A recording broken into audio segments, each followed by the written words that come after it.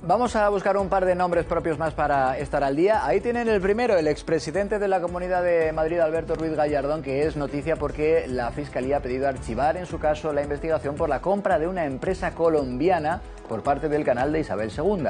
La Fiscalía reconoce que Gallardón no conocía los detalles ni la ilegalidad de la compra. Y ella es Siri Hutbez, es una novelista bestseller nacida en Minnesota, en Estados Unidos, en 1955. Y es noticia porque ha sido distinguida por el Princesa de Asturias de las Letras. El jurado destaca su aportación desde una perspectiva feminista.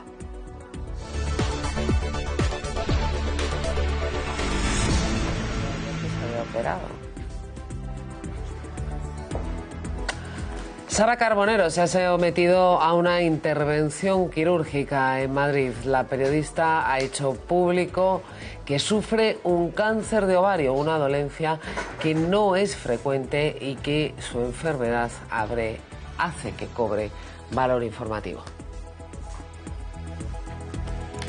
Los síntomas, al parecer, pueden ser confusos en ocasiones para un lego en la materia. Eso, sumado a la afortunadamente escasez de casos con respecto a otro tipo de cánceres, hace que el diagnóstico no sea sencillo. Afecta a muy pocas mujeres, pero es muy difícil de diagnosticar. Nos hemos venido hasta la Clínica Universidad de Navarra para conocer cuáles son los síntomas y cómo se detecta el cáncer de ovarios. ¿Qué tal, Luis? ¿Qué tal? ¿Cómo estás? Muy bien. Pues cuéntenos cómo se diagnostica el cáncer de ovarios. Bueno, el cáncer de ovario no es fácil de diagnosticar. Y no es fácil de diagnosticar porque realmente es una enfermedad que da unos síntomas anodinos, es decir, que son a veces que se confunden con otros síntomas como muy generales, ¿no? Lo diagnosticamos habitualmente en pacientes que notan que hinchazón abdominal, malestar digestivo, una sensación de presión en la vejiga, a veces sangrado, que es más anormal. ¿Qué hacemos los médicos? Pues habitualmente cuando hacemos si sospechamos que hay una masa pélvica o que hay algo de origen ovárico, hacemos una ecografía vaginal. Tiene un cáncer que afecta relativamente a un porcentaje bajo de mujeres, pero ¿de cuántas estamos hablando? Mira, el cáncer de ovario afecta aproximadamente a unas 3.500 mujeres al año en España. El tratamiento esencial del cáncer de ovario pasa por una cirugía correcta, es importantísimo, seguido de un tratamiento de quimioterapia. ¿Y cuál es el futuro del cáncer de ovarios? ¿Hacia dónde caminamos? Pues mira, ahora mismo ya estamos haciendo los ensayos clínicos que van a cambiar el tratamiento del futuro, integrando inmunoterapia, inhibidores de PARP y terapia antiangiogénica junto con la quimioterapia. Cuando yo era estudiante de medicina, en 1980, la mediana de supervivencia era de 1 año. Y ahora tenemos muchas pacientes que viven más de 10, 12 y 14 años. Bueno, cáncer de ovario. Estamos hablando de una enfermedad, nos lo contaban los doctores, de difícil diagnóstico que en ocasiones se puede confundir con otro tipo de enfermedades. Es verdad que no con una muy alta prevalencia, unas 3.500 mujeres en nuestro país al año, y con el tratamiento que vamos a tratar de explicarles a partir de ahora, evidentemente, como siempre, también un diagnóstico rápido en un estadio temprano es fundamental para ese tratamiento. Pero vamos a hablar de esa enfermedad que hoy ha confirmado Sara Carbonero, que también ella padece, con Charo Hierro, que es la presidenta de la Asociación de Afectados por Cáncer de Ovario. Bienvenida. Buenas noches. Muchas gracias. Y está también con nosotros el doctor Raúl Márquez, que es jefe de sección de tumores ginecológicos de la Clínica Anderson en Madrid. Bienvenido. Muy buenas noches. Buenas noches. Buenas noches. Bueno, hablamos en el caso de Sara Carbonero. Hoy se ha comunicado una segunda intervención. Entendemos que la intervención directamente para llegar a ese cáncer ha debido de ser hoy, ¿no, doctor? Ese dato a mí en concreto estamos comentando antes que me ha confundido. Es cierto que como pilar fundamental del cáncer de ovario está la correcta estadificación de este tipo de tumores y muchas veces lleva implícita una primera cirugía relativamente diagnóstica y una segunda cirugía, podríamos decir, en la que de una forma muy protocolarizada se hace una cirugía muy potente, y no sé si estamos en ese caso. Lo desconozco los datos, era conocedor hace unos segundos igual que vosotros. O sea, que la primera es un poco para, para ver el vamos estado. A ver qué tenemos ahí y qué estado tiene, y la segunda es, ya que lo hemos visto todo, ahora vamos a quitarlo y a limpiarlo, porque ¿Qué ocurre en una cirugía de este tipo?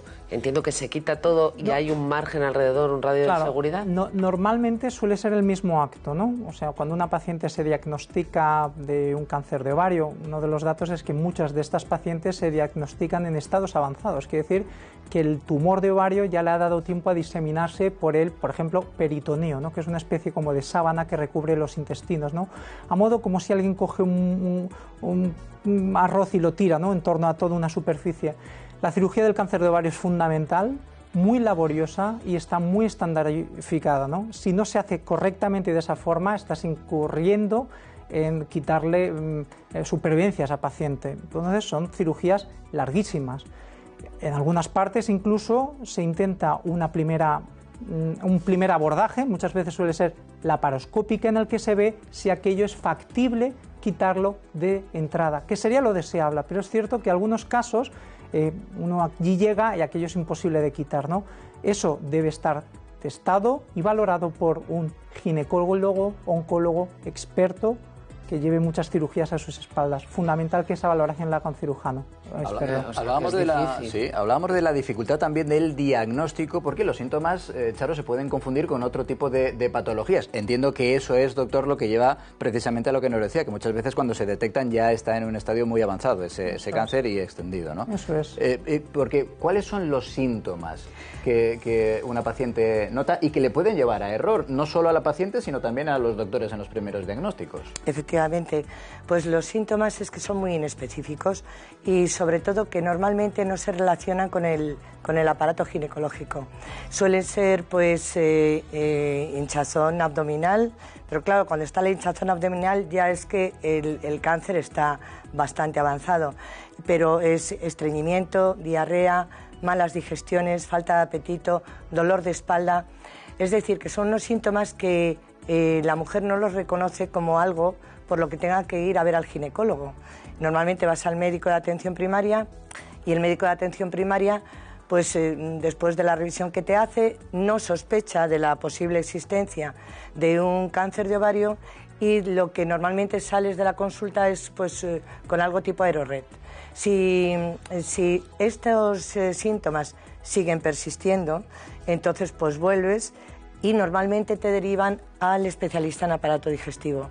Con lo cual ahí se va perdiendo un tiempo muy importante, porque los tumores de ovario normalmente son muy agresivos, se desarrollan con muchísima rapidez y hace que, claro, que cuando ya tienes el diagnóstico, pues efectivamente, según tenemos entendido, más del 70-80% de los casos se diagnostican en estadios muy avanzados. Pero diagnosticarse en estadio avanzado significa que no se busca en las revisiones ginecológicas anuales, porque lógicamente lo normal es que hagamos una revisión ginecológica al año. ¿Tan rápido va? Sí, podría ser. Yo creo que se funden varios factores, ¿no? Uno es la falta de conciencia general, ¿no? Cuando la gente tiene problemas abdominales o en la zona de la pelvis, nadie piensa en un cáncer de ovario, ¿no? Incluso tú vas a tu médico de cabecera, nadie sabe casi ni lo que es el cáncer de ovario, ¿no? Ese es el primer factor. Este caso es relevante para llamar la atención. Y luego, ten en cuenta que luego tampoco existe, y esto es también importante recalcarlo, que no existe una prueba de cribado o de diagnóstico precoz, ¿no? Todo el mundo tiene muy asumido que el cáncer de mama con una mamografía pues se puede pillar a tiempo y tal. En cáncer de ovario no. Si da la casualidad, la bendita casualidad de que en una revisión rutinaria tú vas a tu ginecólogo y en esa revisión, más allá de la citología, pues se le ocurre hacerte una ecografía, que no siempre se realiza, y ve algo sospechoso en ese ovario que se estudia y acaba diagnosticándose de un cáncer de ovario, es muy probable que ese tumor esté en unos estadios precoces. Pero, perdóneme, doctor, que le interrumpa, porque supongo que algunas mujeres que nos puedan estar escuchando, a mí me ha llamado la atención. En una citología, que es la prueba habitual, ¿no se detecta? No. ¿Se tiene que hacer posteriormente una ecografía? No. La citología es la magnífica prueba de cribado perfectamente establecida para descartar o cribar el cáncer de cervix, cáncer de cuello de útero. No, ten en cuenta, el ovario es un órgano que está en la pelvis, crece libremente de una forma muy rápida, de ahí los síntomas. Muchas veces, lo que ha comentado muy bien Charo, digestivos inespecíficos que no acaban hasta que aquello ya está como muy evolucionado. Yo voy a recordar algunos de los datos que hemos ido aportando. Hablamos de una enfermedad que no tiene una muy alta prevalencia, aún así estamos hablando de 3.500 mujeres en nuestro país, pero que el problema empieza en el diagnóstico, nos decía Charo, hasta el 60-70% de los diagnósticos se hacen ya con el cáncer en un estadio muy avanzado, y efectivamente ahí ya tenemos un problema, y un problema grave. Pero con todas esas cifras en la cabeza, doctor, ¿cuál es el grado de éxito en las intervenciones y en el tratamiento de este tipo de cáncer? Pues mira, de nuevo volvemos a lo mismo, depende casi, entre comillas, de dónde uno caiga, ¿no? No es lo mismo que le opere cualquier ginecólogo que posiblemente con su buena voluntad y su buena destreza pueda hacer ahí un trabajo más o menos, ¿no? Estamos hablando de ginecólogos, oncólogos, expertos que se dedican pues a hacer esto todas las semanas, varias veces, ¿no? Porque el hecho de que por mucho que eso esté diseminado, antes os hacía esa comparación de los granos de arroz dispersos, ¿no? Imagínate que alguien de repente se tiene que poner allí a coger uno a uno cada uno de esos granos, ¿no? Eso es el ginecólogo oncólogo, que con su destreza a veces tiene que... Técnica de mucha precisión. Cortar trozos de colon, puede quitar el bazo, mirar en recovecos detrás del hígado, ¿dónde podría haber enfermedad? Que a mí el cirujano me deje a cero enfermedad, esto ya me ha dado mayor supervivencia. ¿Cómo has vivido tú? Bueno, pues la verdad es que yo tuve mucha suerte, porque después de acudir... Es que tuviste mucha suerte, después de sufrir un cáncer ya es ser optimista. No, sí que la tuve, porque yo empecé con unas molestias, pues efectivamente parecía todo pues gases, hinchazón, tal. Ya fui por segunda vez a unas urgencias porque estaba muy incómoda y... me dijeron que bueno, que no veían nada, pero me dejaron que me quedara en el hospital porque era un domingo, para que al día siguiente ya me viera un internista. Y el internista, según me tocó, vio que lo que yo tenía, la hinchazón abdominal, era ascitis, es decir, líquido, no eran gases. Y entonces rápidamente fueron derechos al diagnóstico. A mí tardaron en diagnosticarme, desde que yo empecé con las molestias hasta que me lo dijeron, aproximadamente un mes. Y luego también casual. No entiendo inmediatamente y después tuviste que bueno, pasar entonces, por radio, bueno, quimio. tuve que pasar por un preoperatorio que te hacen muy fuerte, te miran colon, te miran, me hicieron una laparoscopia de diagnóstico de preoperación. O sea, encontrar todos esos granos de arroz de los que hablaba el doctor. Sí, en realidad lo que hacen es darte la vuelta del revés. Y entonces ya deciden que, bueno, que se meten a hacer la cirugía, eso lleva un tiempo. Y a mí me operaron, afortunadamente, con residuo cero, quedé en la operación. Y luego tuve mi tratamiento de quimio, que duró 6 sesiones, vienen a durar unos 6 meses, una cosa así, 5 o 6 meses. Y afortunadamente esto fue en el año 2010, yo tenía un estadio 3, un nivel C, y afortunadamente a día de hoy puedo decir que no hay evidencia de enfermedad, estoy bien, recuperé mi vida con sus cambios, los cambios que se producen, pero muy bien, por lo tanto sí que hay un mensaje de esperanza, por supuesto que sí, no es decir, lo que pasa es que de alguna manera depende, como ha dicho el doctor, de la suerte, y eso es lo que nosotras estamos luchando para que no dependa tanto de la suerte. La suerte va a influir en todo en la vida, pero no tiene por qué influir de una manera determinante en el abordaje de un cáncer de ovario. Todo cuando puede ser cuestión de pericia. Exacto. Entonces sí que estamos en contacto también con la administración pública, porque sí creemos que es importantísimo que se nombren hospitales, llámense de referencia, especializados, etcétera, pero que sí que tengan ese día a día, que se hagan muchas operaciones ahí, se traten muchos casos de cáncer de ovario ahí, porque todo eso va en beneficio de la paciente. Bueno, la suerte que nos decía Charo es un factor que siempre hay que tener en cuenta. Hay que mejorar en la detección precoz, pero doctor, también alguna costumbre que pueda ayudar, evidentemente me imagino que puede estar relacionado con la alimentación, no hay ninguna... No claramente, no hay unos factores de riesgo determinantes, sí que se sabe, pues por ejemplo, como que el tabaco, dieta rica en grasas pueden influir negativamente, pero no como factores relevantes, ¿no? No tanto. Yo, fíjate, como siempre me gusta concluir con las recomendaciones que le haría a mi vecina del quinto, Eso ¿no? es, Me encantan ese concepto. La primera de ellas es acude a tu ginecólogo con una asiduidad. Posiblemente ahí estamos ya controlando 2 tipos de tumores, cáncer de cervix y posiblemente cáncer de ovario, que están cercanos, ¿no? 2, ante un síntoma digestivo inespecífico anómalo, reiterativo y prolongado en el tiempo, insiste a que sea estudiado, ¿no? Y 3, si tenemos la mala fortuna de que ocurre el diagnóstico de un cáncer de ovario, acude a unidades multidisciplinares altamente especializadas para que se trate lo mejor posible y tengamos el mayor éxito. Pues doctor, gracias por darnos todos esos consejos. Charo, gracias por contarnos a tu vosotros, experiencia. gracias por darnos esta ventana.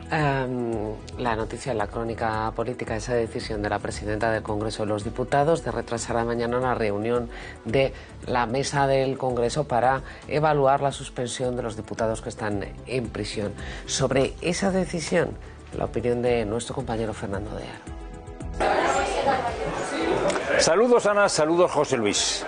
¿Por qué la ley de enjuiciamiento criminal y el reglamento del Congreso dice que aquellos diputados que estén acusados de rebelión tienen que ser suspendidos? Por una razón muy sencilla. Esa regulación vela por los derechos del pueblo soberano, de todos los españoles.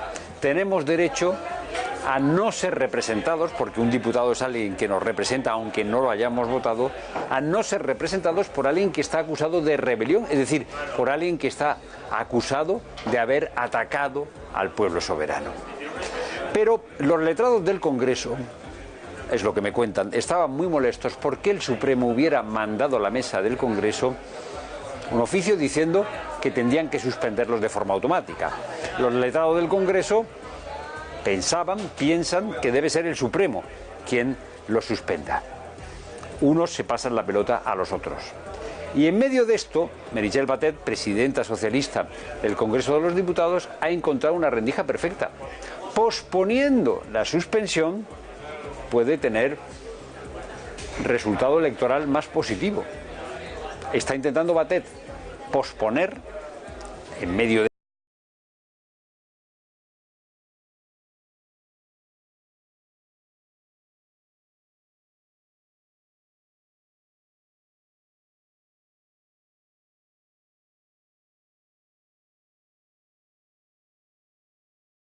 justicia, una justicia que tarda en hacerse, y más en esta cuestión, no es justicia. Vamos a ver la previsión del tiempo. Sara Valle. El calor toca techo, ¿qué tal? Muy buenas tardes. Mañana último día de ascenso térmico en nuestro país, eso sí, con los termómetros del suroeste rozando los 35 grados, casi nada. En cuanto a la previsión, se reactiva la actividad atmosférica y ya saben lo que eso significa, que llega la lluvia. El responsable, un frente muy desgastado que llega desde el Atlántico, entrará por Galicia y por la mañana esta línea de inestabilidad nos dejará cielos bastante cubiertos y alguna lluvia débil tanto por el oeste de la Comunidad Gallega como por el norte. En el resto del noroeste peninsular, esta llegada de la línea de inestabilidad se traducirá también en un aumento de la nubosidad. En el resto de la península veremos intervalos de nubes altas recorrer el territorio de oeste a este, pero en principio sin precipitaciones. En el nordeste y Baleares amaneceremos además con algunas nieblas matinales y de cara a la tarde la cosa ya se empezará a animar, porque a medida que esta línea de inestabilidad vaya cruzando la península irá dejando chubascos, atención, en la cornisa cantábrica hasta llegar al área de los Pirineos, donde dejará tormentas, y también en zonas de montaña del sistema ibérico. Unas tormentas que además ganarán intensidad sobre todo durante las últimas horas del día. Y a esto hay que sumar los efectos del viento, que mañana rolará a oeste-noroeste en el Cantábrico, y esto se traducirá en un descenso térmico en el noroeste peninsular. Por ejemplo, en Galicia caerán un par o 3 de grados las temperaturas diurnas con respecto a hoy, algo más incluso en Oviedo, lo mismo en León, pero bueno, no será nada comparado con el desplome térmico que tuvimos la semana pasada de hasta 13 grados, ¿se acuerdan, verdad? En principio, lo dicho, mañana descienden ligeramente en esta zona las temperaturas diurnas, pero seguirán estando por encima en muchos casos de los 20 grados, en este caso de Castilla y León, y por debajo de los 20 en A Coruña y en la marca justa de los 20 en Vigo. Pero ojo, porque en el suroeste y la parte oriental de nuestro país, el efecto del cambio de dirección del viento provocará todo lo contrario, es decir, que en esta zona el viento que gire a componente oeste dejará una subida de temperaturas de entre 2 y 3 grados más con respecto a hoy. Así que fíjense cómo influye el cambio de dirección de los vientos en los termómetros y los efectos tan distintos que provoca, que por ejemplo aquí dejará temperaturas más bajas y sin embargo por esta zona de aquí hará subir los termómetros. De cara al viernes, la lluvia se extenderá hacia el nordeste peninsular. Atención en Aragón y Cataluña, porque la Agencia Estatal de Meteorología ya ha activado el aviso amarillo en Huesca y en las 4 provincias catalanas ante el riesgo de que estas precipitaciones puedan dejar acumulaciones de hasta 20 litros por metro cuadrado en tan solo una hora.